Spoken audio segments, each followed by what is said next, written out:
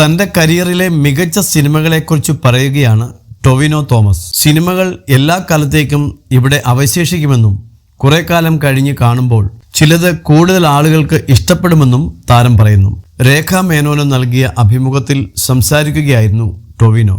Dear friend എന്ന cinema തനിക്ക് ഒരുതരം സാറ്റിസ്ഫാക്ഷൻ തന്ന സിനിമയാണെന്നും ആ സിനിമ ഒരിക്കലും മാഞ്ഞു പോകില്ലെന്നും താരം കൂട്ടിച്ചേർത്തു.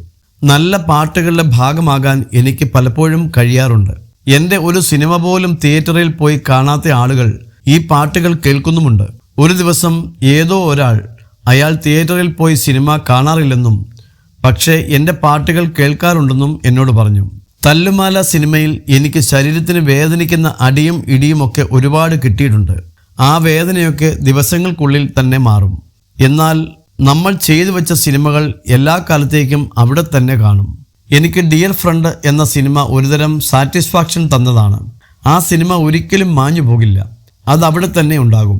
ചിലപ്പോൾ കുറെ കാലം കഴിഞ്ഞ് ആ സിനിമ കാണുമ്പോൾ കൂടുതൽ ആളുകൾക്ക് ഇഷ്ടപ്പെട്ടേക്കാം. എനിക്ക് മറ്റൊരു തരത്തിലുള്ള വിസിബിലിറ്റി തന്നത് മിന്നൽ മുരളിയാണ്.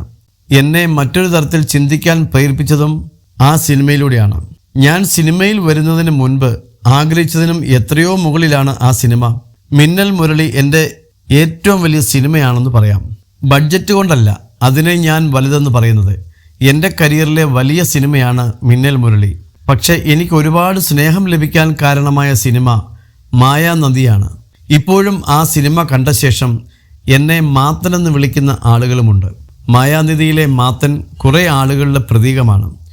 ഞാൻ ഒരിക്കലും വളരെ മെച്ചുവർഡായോ സീരിയസ് ആയോ സംസാരിക്കാൻ ഇഷ്ടമുള്ള ആളല്ല. അതുകൊണ്ട് മാത്തനെ എനിക്ക് നന്നായി റിലേറ്റ് ചെയ്യും, ടൊവിനോ തോമസ് പറഞ്ഞു.